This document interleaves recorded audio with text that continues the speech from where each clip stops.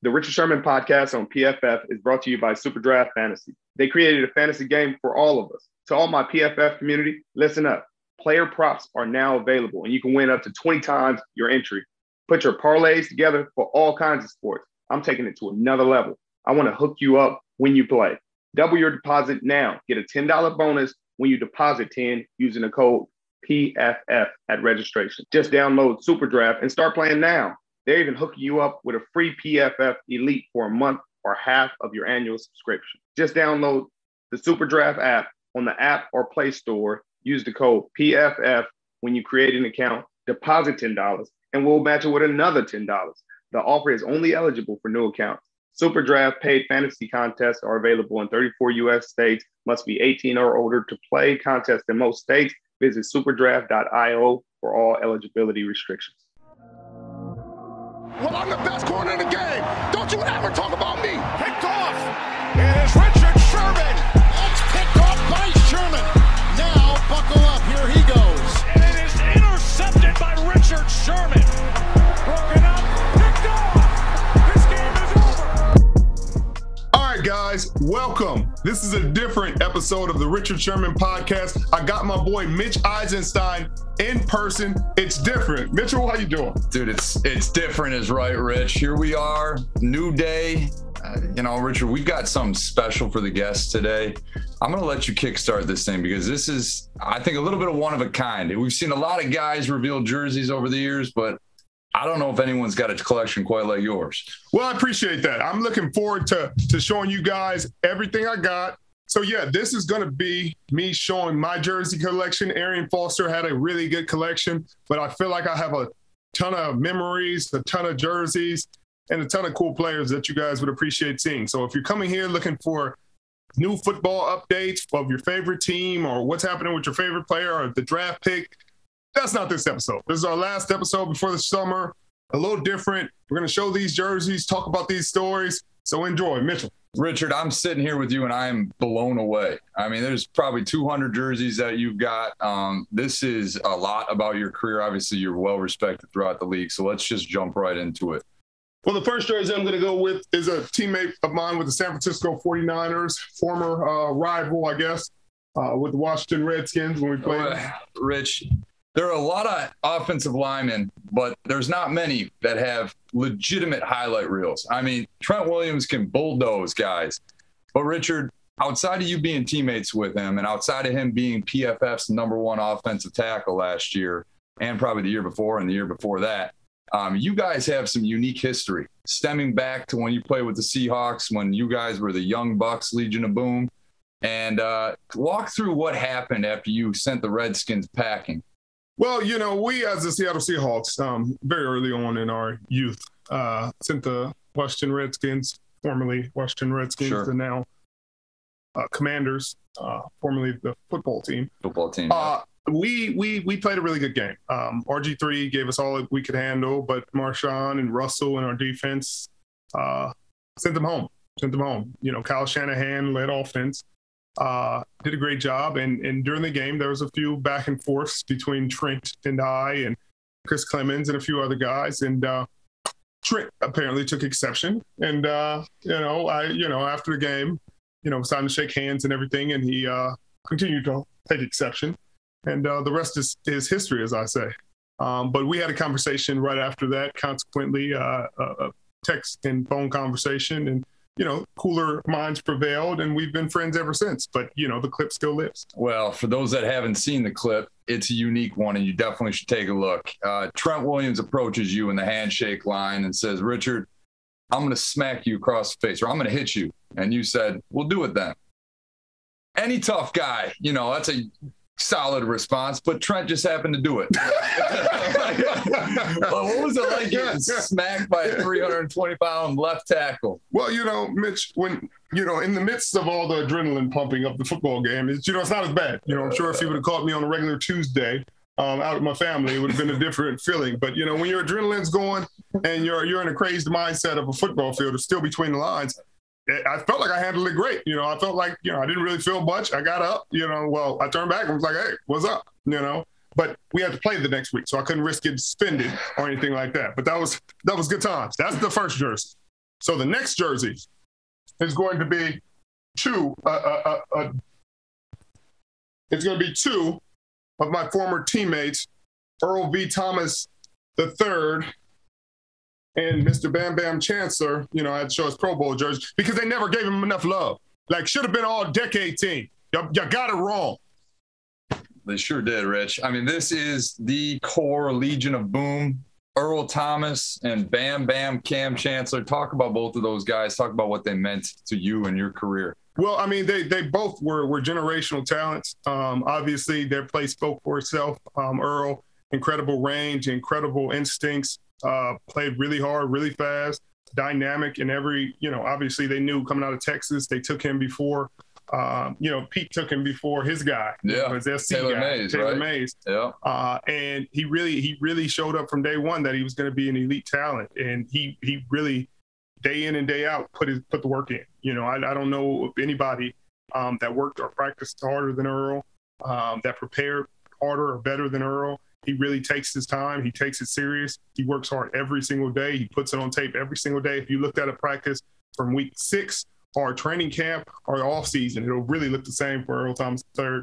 And that was what I think really set the tone a lot of times for our defense, because you have to match that energy. You have to match that tone. You have to match that approach every day. And that's what we did. Cam was obviously an incredible player. He did a great job of getting us lined up and prepared and knowing the plays. I mean, Cam's calling out the play almost every play. He's getting the defense lined. If somebody makes a mistake within a play, Cam is getting there, correcting it. Like, hey, you know, you guys, it's going to sound crazy, but if you got 1, 2, 3 gaps on the line, we're going to make it that simple. And a D lineman's supposed to be in the 1 gap, and he's in the 2 gap. Cam would say, hey, he was supposed to be in the 2 gap. He's in the 1 gap. I'm going to go fill the 1 gap to make sure that we're all buttoned up.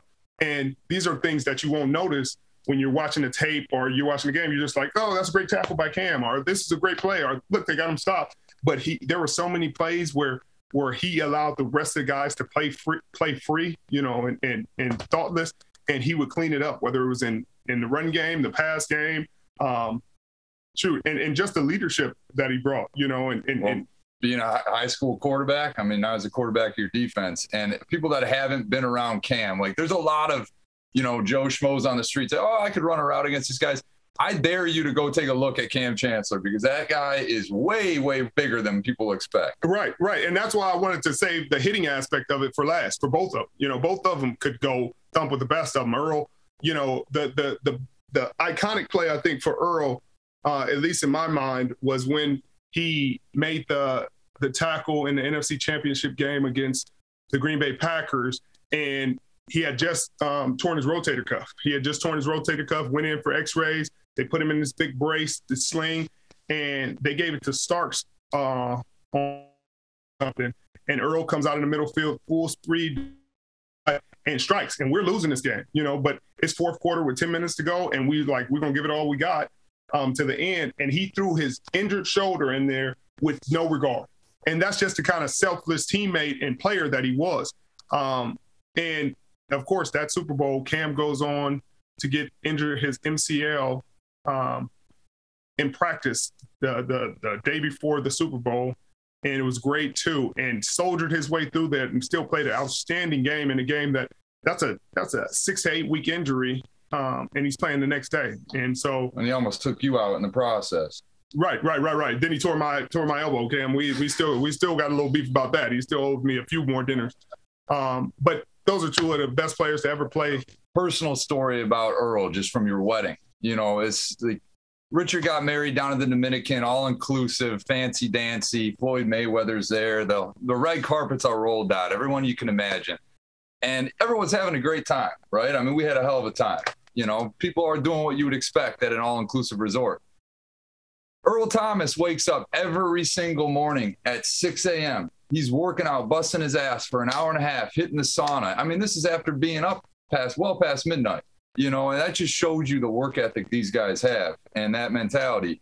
And then on the Cam front, I'll never forget the offseason that you bulked up to 225. And your response was, I've been hitting the weights with Cam. So, yeah, 220. You put a little weight on that. You put a little too much weight on that. Not quite 225, Mitchell, but, you know, this is what good friends do. They hype you up, pump you up. So these are some of the jerseys. We're going a little too slow right now. So our next jersey, Shady McCoy in Philly. He crossed me over one time. I had to get the jersey after that. He had some of the most dynamic moves and jukes and vision for a running back at the time. And it was really cool to compete against him and get that jersey. My boy D-Jack, I got him with the Washington Redskins. Could have got him with Philly or Tampa, but we grew up together since kids. Grew up playing on the same little league team. Knew he was going to be something. Was always faster than everybody else. Still faster than everybody, which is crazy. Yeah, if you need a deep ball threat, Desean Jackson is still that guy. Still that guy. This one's near and dear to my heart, Rich. Detroit's own favorite son. They got him out of town way too early, along with Barry Sanders at the age of 30. But who's to blame? Detroit. The Lions are to blame. The Ford family, or whoever was in charge at the time. But one of the best, honestly, arguably the best player I've ever played against, ever lined up against.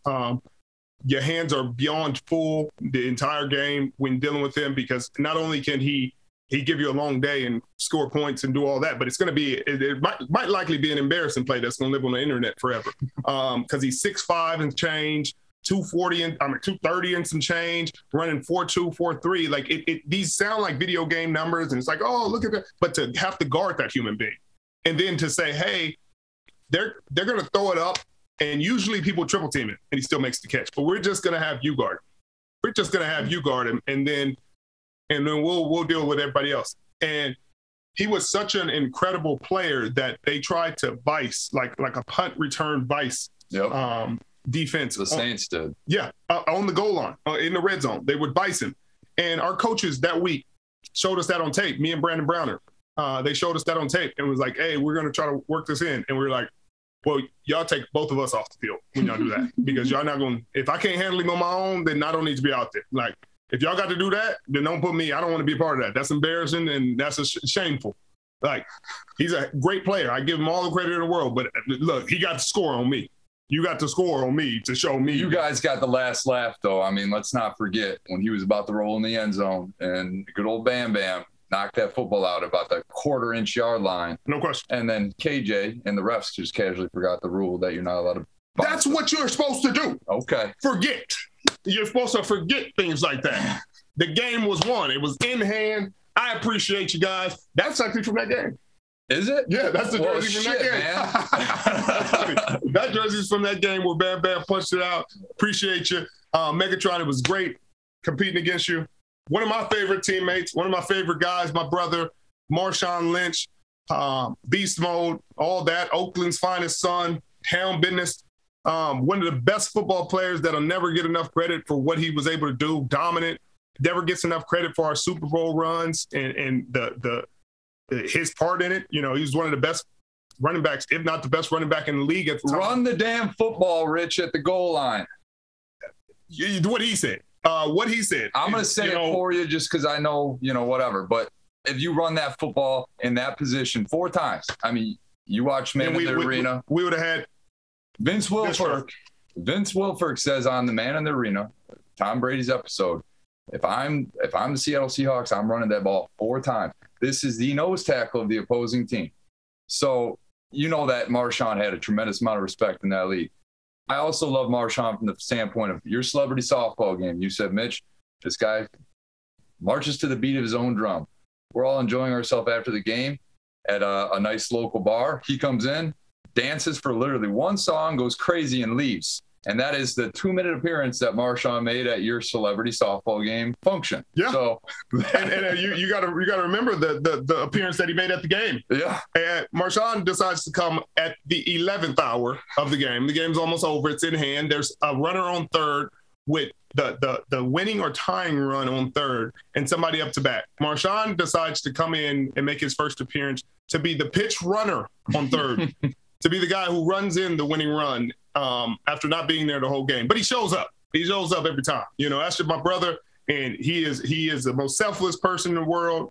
As a giver, and now he's the co-owner of the Kraken, First, one of the only black professional team owners in all of sports. Give him his love. I want to see him out there for one shift and one shift only. Just give the guy 60 seconds on the ice. Let's see what he can do. Well, Cedric the Entertainer said it best. You know, he'd be one of those rolling around with no stick. You know what I mean? He's not even going to have a stick in hand. He's just out there for chaos. This next one I know is an emotional one. It's a tough one, but talk about this jersey here. Well, the Demaryius Thomas jersey, you know, it's tough because it's one of those, you know, guys.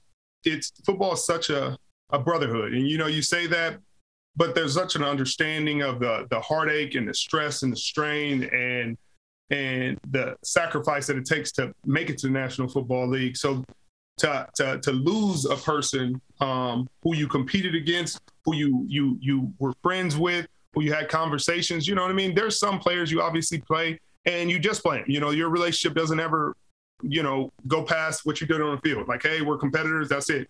And then there's teammates and friends and even adversaries and competitors and guys you play against that you end up meeting off the field and being friends and you know, hanging out with their family and meeting their wives and meeting their kids. And he was one of those guys, man. He's just had a great heart. He's a great person. He's very soft-spoken, and you just hate everything that's happened. You know, obviously, haven't got a really incredible angel, but society and the world lost a really incredible person and a person that really brought a light to this world. And I appreciated ever getting to know him. Absolutely. Rich, we got Dez Bryant next. Yeah, we got Dez. Dez is another career that ended too soon. And, you know, that's not here nor there. I'm not Dallas Cowboys. I'm not Jerry Jones. I don't understand what happened. But one of the most talented players I've ever played against, incredible with the ball and just a competitor, like always trying to get it, always trying to, like, I don't remember him, you know, even when he was having his tirades and going crazy, he was just trying to win. Like, that's what you want on a football team. You want a guy that wants to win. You want a guy that's looking to go out there and help his team as best he can. And that's who he was all the time. And I really appreciated that about him. He's a great human being. Now he's in the NFTs. He's leading the NFT space. But I'll never forget there was a third and it might have been a 1st and 10 or 2nd and 10. And I was following him around and he was running a fade ball, and I knew he was running a fade ball, but I was like, we were like 8 yards down the field. So I'm like, it's not that early. You're not getting the ball that early. And next thing you know, I just feel him rising up. And I'm like, he's 9 yards down the field, but he's up there. And I'm like, well, it's too late for me to jump. I just got to watch this one. And I watched, and he's at like 10 yards in the air. Grab, come down. I said, who is this? What is this? Like, you just took a moment to admire. I had to appreciate it because I was like, there's no way they're making this pass, and they made it. And then you're like, there's no way he's going up there and get it, and he's doing it. And I'm like, all right, come on down. And I'll respect. I'm going to punch that ball, and then we get you down. I'm going to put that in the notebook. Let's not forget, he changed the game, too, forever, Rich. He finally allowed the NFL to truly realize what a catch was and what a catch wasn't. So thanks, Dez. Thanks, Dez. I'm sure there's a lot of people who don't appreciate your contribution. Throw up the X for you, man. Gotta throw up the X. All right, this next one, he's taken the league by storm over the last couple of years. Stefon Diggs, talk about him. Well, he didn't take it by storm when you didn't play it against him. Yeah, like he didn't surprise me. Just like Tyreek Hill didn't surprise me. Like, that's the difference about playing corner in the National Football League.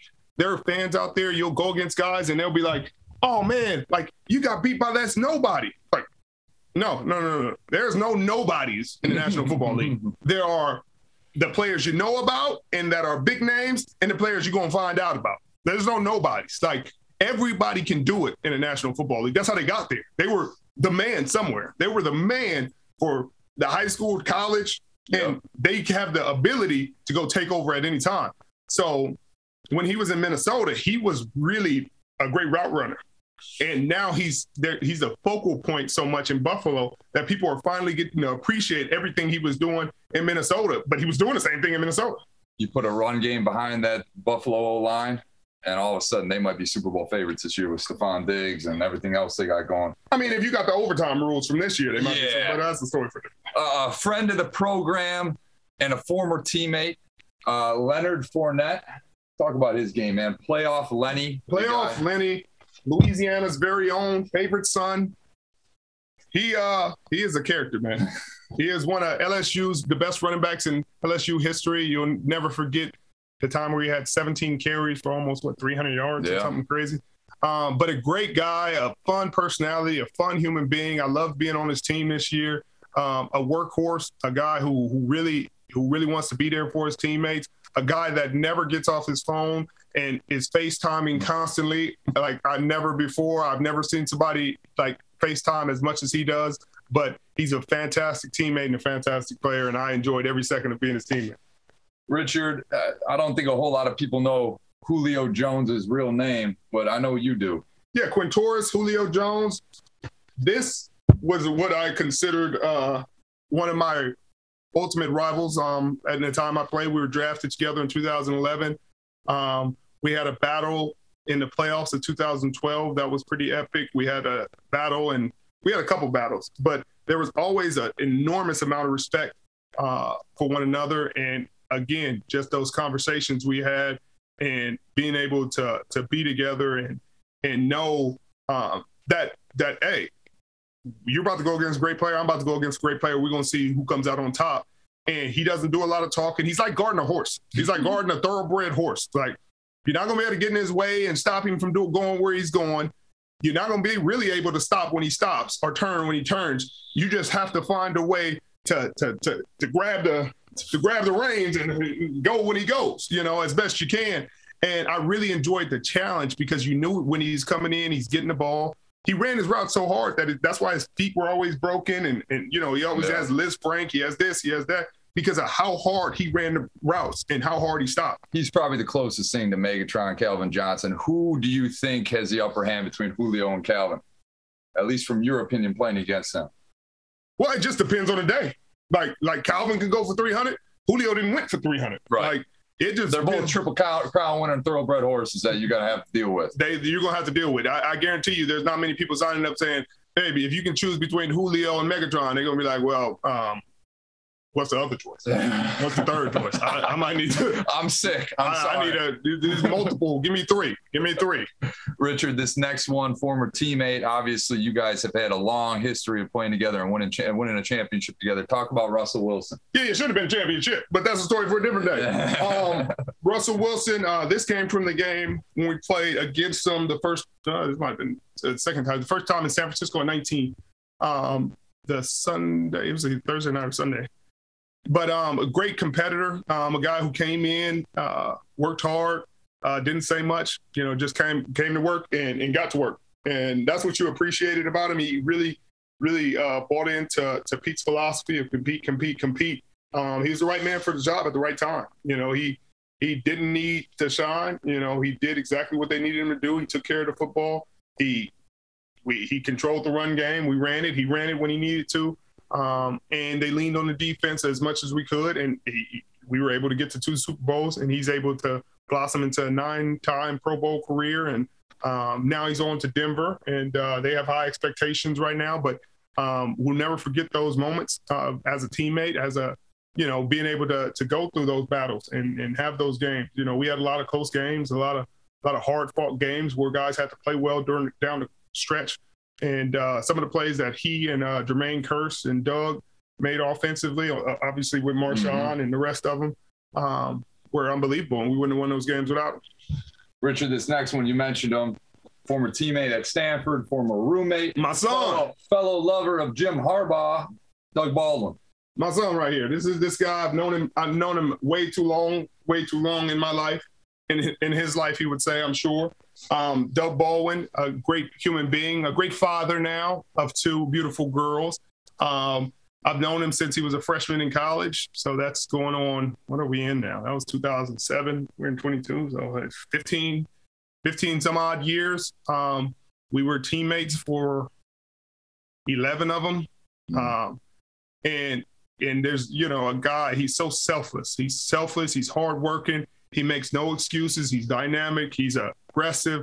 And he's relentless. He's relentless in the way he prepares. He's relentless in the way he attacks. He's relentless in the way that he does not use any excuses or any like, oh, he's too short. He can't do this. He can't do. There's nothing he can't do. Oh, you want him to be a big receiver and go jump balls? His senior year, he jump balling with the best of them. I mean, even in Seattle, he could be a fade ball receiver. He can run slants. He can run anything. And I think that's what he showed. He showed he was one of the best receivers in the game, and not just one of the best receivers in Seattle or in the division. He was one of the best receivers in the game, and he led the league in touchdowns that year.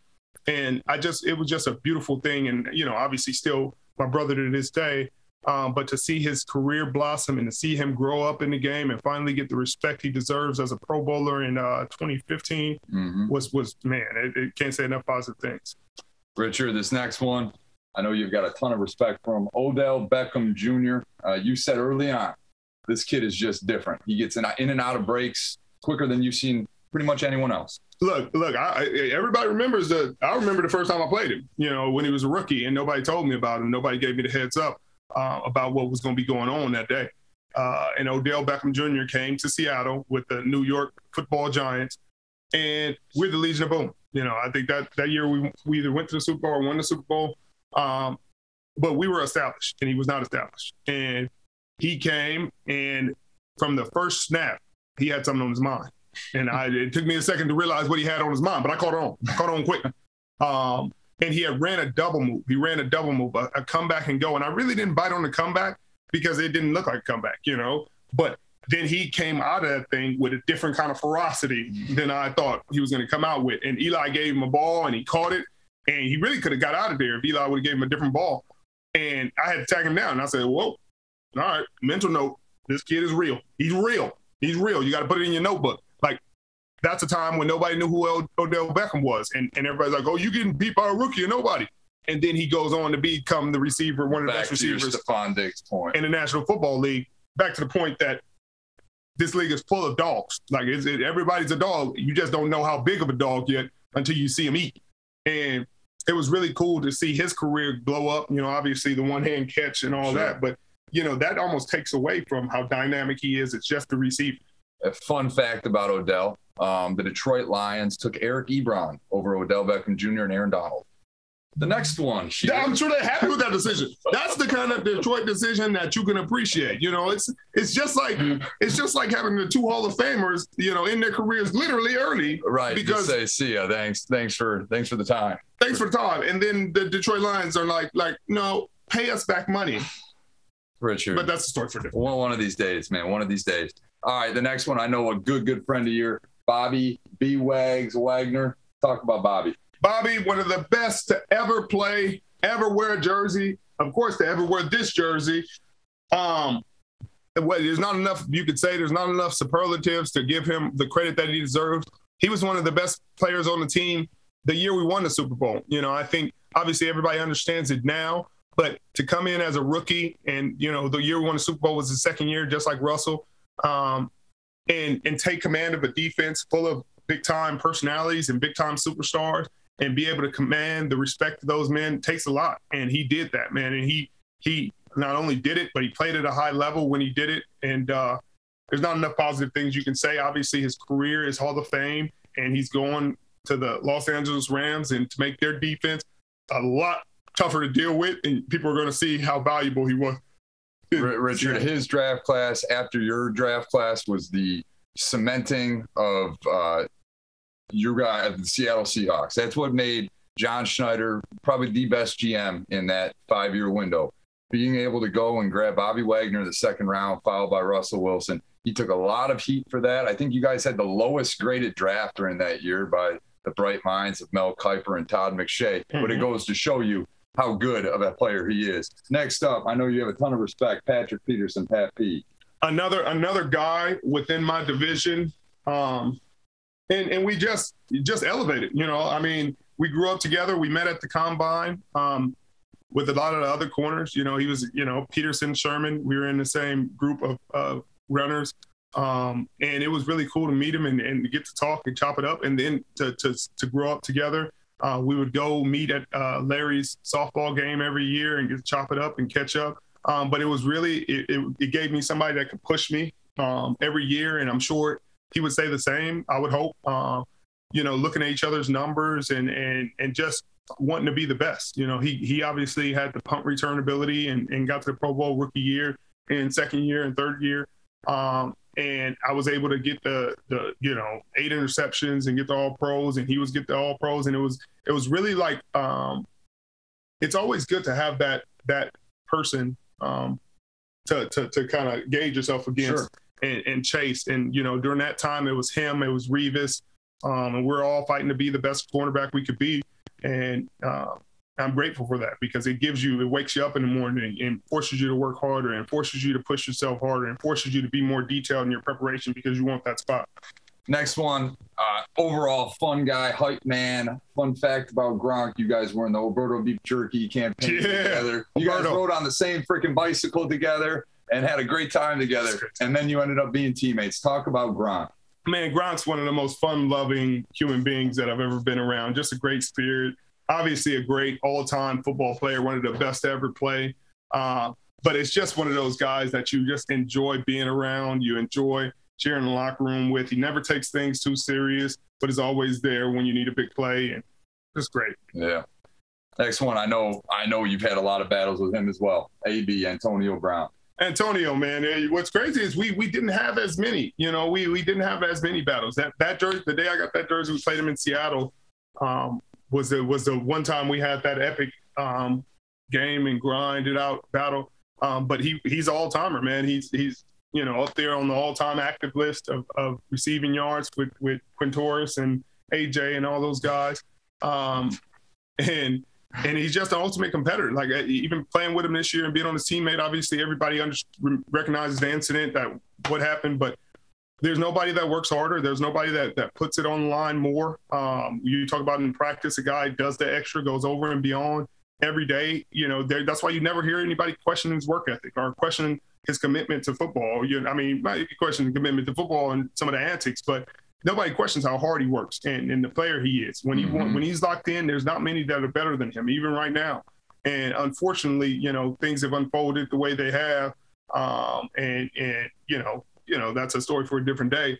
But man, it's just such an honor to be able to compete against him when he was at his best, and to watch him work in person, man, was outstanding. Richard, these next two I know are two of your favorites, and I want you to talk about this one in particular. This is TB12, Tom Brady.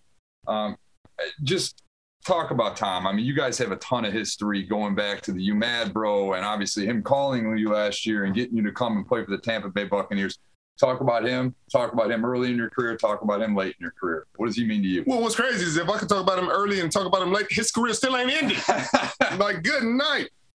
This man is the Grim Reaper that continues to reap. And but it's not enough positive things you can say. It's something about playing against him and competing against him and knowing what he's going to bring out of you and knowing what it's going to require to ever get him beat. And then there's something to be said about being his teammate and seeing him work every day, and to see how he treats the staff in the building, to see how he treats his teammates, to see how he treats the people who can do nothing for him. And that's really the true testament of a person. It's how you treat the people who can do nothing for you, the people who aren't benefiting from, they aren't doing favors for you. Mm-hmm. And that's who he was. That's who he truly was. He's a guy who did everything he could to help his teammates, outstanding teammates, never big time, never too busy for anybody. He treated the staff outstanding, and he prepared his butt off. He prepared his butt off. You get on the plane after a game, he's already studying the tape of the next team. He's watching the game he just played. He's preparing next week for the next week, and he's doing everything he can in practice. He's a perfectionist. He's one of those teammates that's once in a lifetime, once in a generation, and he's a once in a generation talent too. And so for those two things to combine, I mean, he gets all the praise in the world, and it's deservedly so, because he's the guy, from the 2000s. Yeah. Like, he's been doing it since 2000, and it's 2020, about to be 2023, and he's still doing it. And he just got paid $375 million by Fox. So life sucks for him, apparently. To do something he's not even doing yet. That's how you, the GOAT of the GOAT of the GOAT. It's the GOAT. It's the GOAT. This one, I know the truest of gunslingers. I know you got a massive amount of respect for Aaron Rodgers. Talk about A-Rod. Man, A-Rod, I've been watching A-Rod since he was at Cal, and he went 23 for 24. Talk about how much these Packers jerseys suck, by the way. Can we zoom in on a little bit? Look at these things. I mean, it's a lot different. You see how big those are? Like, we're going to compare them to, like, Brady and, like, it's just different materials. And then, like, it's, like, different than this, you know, but no offense to them. I just don't understand, you know, why they haven't upgraded. And then they're very stingy about them. But Aaron's wanted, like, a true gunslinger, Texas Outback, like, oh, yeah. Like, and there has been nobody that I've ever been more concerned can get the ball anywhere. I mean, Mahomes kind of now, you know, but Aaron, I literally remember that there was a play, and it was Ty Montgomery was out wide to the right. He was the number one receiver to the right. It was three receivers, trips to the right, and Aaron got flushed left. He got flushed towards the sideline left, and we're about 50, maybe 55 yards down the field, and he's rolling left, like almost to the sideline, out darn near outside the numbers. Mm-hmm. And I start leaning in because I'm like, Ty's behind me, but I'm like, we're 55, 60 yards down the field. He's on the other side of the field. There's no way he's going to sling this 70 yards, and I'm not going to be able to get there. So I start leaning in, getting nosy, and he, like, glances back quick, and I'm like, there's no way he saw it. There's no way he's about to do this. And before I could blink, he just, like, casually flicks it. And I'm like, okay. No. And it was a dime. It was dime, probably 75 yards down the field. My God. I had to tackle him. I had to tackle Ty Montgomery. I had to tackle him before the ball got there. I take the PI. You're not getting the yards. But it just was like one of those moments where you're just like, bro, there's nowhere on this field that is safe when he has the ball in his hand. And he doesn't, it's effortless what he does. I mean, it looked like he just did this. And I mean, he has superpowers. He has different kind of superpowers. There's a reason he's a 4-time MVP. He's one of the most talented players you will ever play against. And good night. If you think, don't fall asleep on the backside or the front side, or if you think your receiver is getting away or you can't see him, he can't. Be close. Next one, I know you got a lot of respect for Charles Woodson, Heisman Trophy winner, first defensive guy in a long time to do it, right?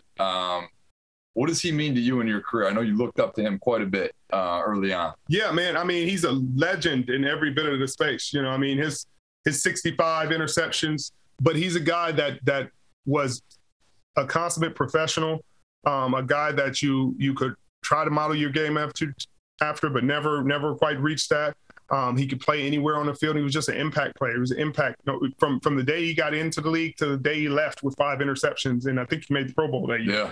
And switching positions, doing anything you had to help the team. A true football player, and that's how you win the Heisman. I don't think there'll be another DB to win the Heisman because of how it is nowadays. But legend in every respect, and even, you know, trying to follow his footsteps in terms of the TV space now. And, you know, he's a guy that every young kid should watch his tape. You know, that's the tape you should be looking at if you're going to be a DB and want to make it to the National Football League. There's Deon, there's Charles Woodson, there's Rod Woodson. There's certain tapes. There's Revis that you got to watch. Champ Bailey, if you want to really know how to play the position the right way. And ball hawk, playmaker. He's the definition of it. This next one, again, friend of the program, and we got dual jerseys here. Young Slay, and old Slay. No, not too old Slay. Not old. Younger Slay and mature Slay. Mature Slay. Man, Slay never gets enough credit. He gets a little bit more credit now that he's in Philly than he was in Detroit, and I don't know why. But because he was in Detroit, Rich. You know? I didn't say it. I did. Dearborn's only favorite son. But is it Dearborn or Deerfield? No, Dearborn. Okay. Deerfield is a place too. It is. I think it's in like Connecticut, but and that's neither here nor there. That's not here nor there. It's here and there. But outstanding football player, outstanding man, outstanding father. His kid is so like he was talking about his son, and his son's like 14 now or 15. Oh, yeah. I said, Slay, how's your son? 14, 15. Slay's the ultimate family man. So he's got quite a few kids, but he's doing his thing in Philly right now. And that team, holy cow, they added a ton of pieces in the offseason. They added A.J. Brown. They got N'Kobe Dean, Jordan Davis. They just added Bradbury. Like that team might do something this year. Right. It's going to come down to a quarterback. If Hurts can put it together, they have talent at receiver all over. For the love of God, I want it for you, big play. I want it for you. Please, Philly, let's make the Super Bowl again. for my boy, for our boy, for the program, Big Play Slay. Big Play Slay. He deserves it. This one, Rich, this one's hilarious because I know you guys have had a hell of a lot of freaking history on Twitter mainly, but maybe not so much on the field. Talk about, first off, how the hell do you have a Darrelle Revis jersey?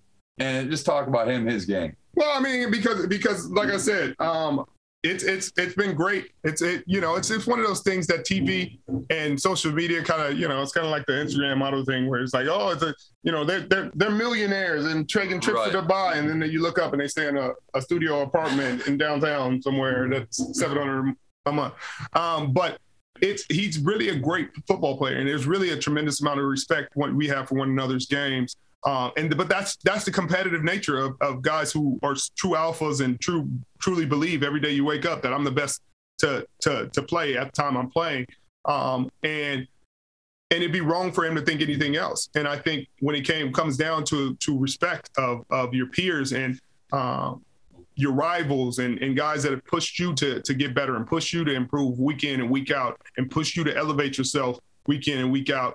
I think we've always had that tremendous amount of respect for one another, and that's why we exchange jerseys. And we're going to probably do some things in the future because because we've helped one another. We've helped one another in our careers. Sure. Because that's what you need. You need somebody to push you. It's hard sometimes waking up and finding motivation, but if you can find that guy that they're like, oh, he might be better than you. He's playing better than you, or he did this week. He had 2 picks this week. What'd you do? And then you're like, hey, well, he helped stoke that competitive fire for you, Rich. I mean, you talked about Pat P being on that same tier, someone to look up to. Revis was that guy that helped continue to stoke that competitive fire for you. The Richard Sherman podcast on PFF is brought to you by SuperDraft Fantasy. They created a fantasy game for all of us. To all my PFF community, listen up. Player props are now available, and you can win up to 20 times your entry. Put your parlays together for all kinds of sports. I'm taking it to another level. I want to hook you up when you play. Double your deposit now. Get a $10 bonus when you deposit 10 using the code PFF at registration. Just download SuperDraft and start playing now. They're even hooking you up with a free PFF Elite for a month or half of your annual subscription. Just download the SuperDraft app on the App or Play Store. Use the code PFF when you create an account. Deposit $10, and we'll match it with another $10. The offer is only eligible for new accounts. SuperDraft paid fantasy contests are available in 34 U.S. states. Must be 18 or older to play. Contests in most states. Visit superdraft.io for all eligibility restrictions. Okay, welcome back to the SuperDraft over-under prop bets. We're in person now, so I got my guy Mitch Eisenstein. He took another L last week. I actually don't know if he won or lost, but I'm just going to assume I won because, of course. Richard, I'm going to start off this time because I feel like the assumptions, you know what they say, when you assume, you make an ass of you and me. I won last week, and I'm going to win again this week. Celtics, Jason Tatum over under 28.5 against the Heat tonight. Come on, Jason Tatum over. Easy money. He's going to go for 35 plus. Boston needs a win. They're without my boy Al Horford. Jay Tatum goes over. Jimmy Butler. You know what? Screw it. We're going to go over across the board. Jimmy Butler, 26.5 points. Over against the Celtics in the Heat's loss. Jaylen Brown, 23.5 points. Over under against the Heat. Jaylen Brown, over. Richard, comment on your losses. This is why Mitchell loses. He's so ridiculous. Jason Tatum is going to struggle. The Heat defense has been outstanding. Over 28.5? No, thank you. Under. They'll have 21 points.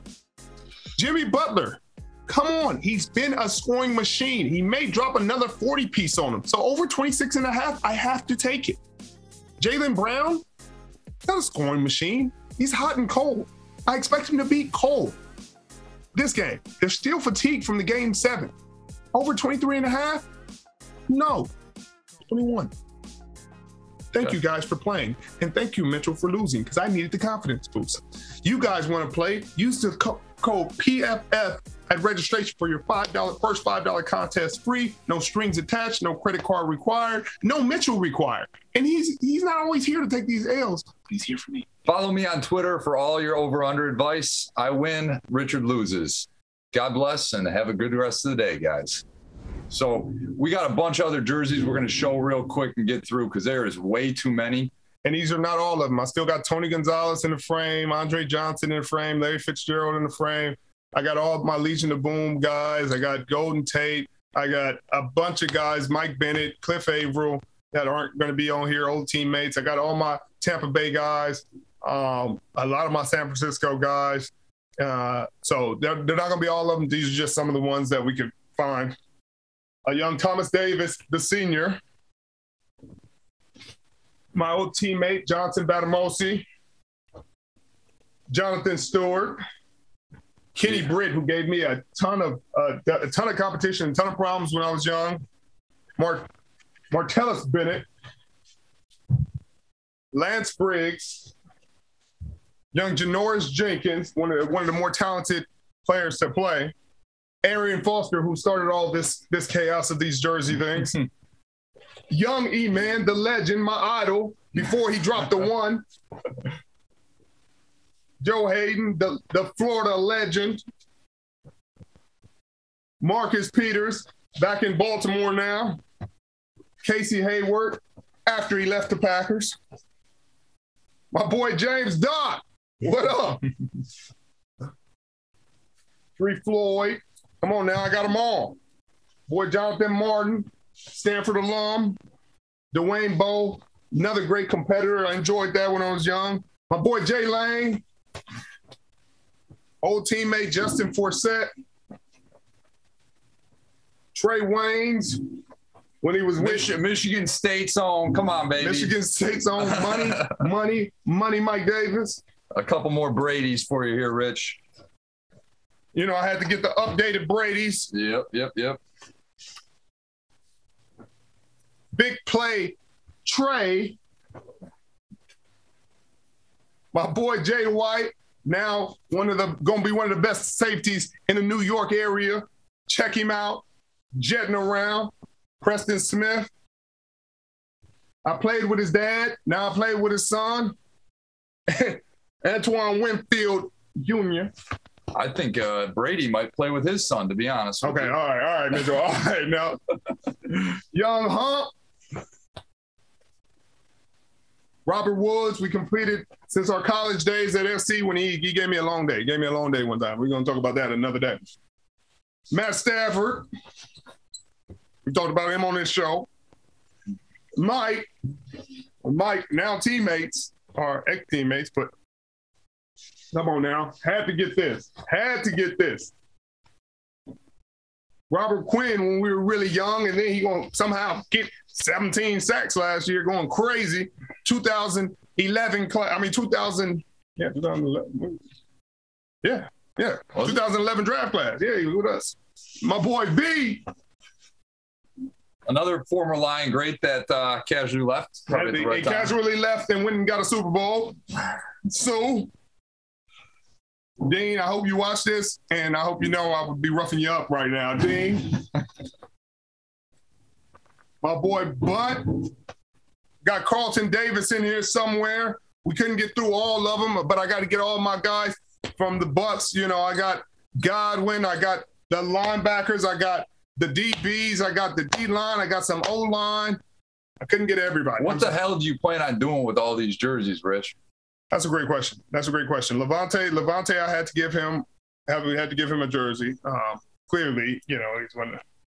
We got to figure out something to do with these jerseys. Guys, thanks so much for tuning in. I have a feeling this is going to be a wild episode to watch. A lot of history. Obviously, it speaks to you and who you are throughout your career, Rich. A lot of respect amongst your peers.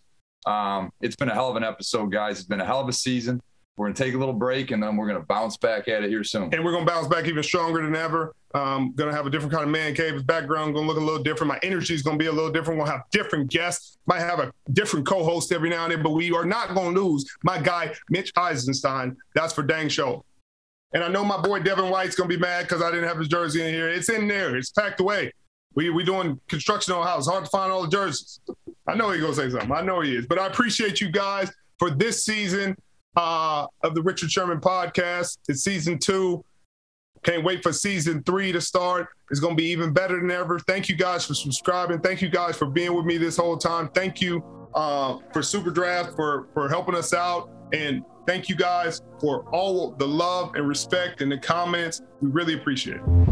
Bye-bye. Bye-bye. Keep the traffic.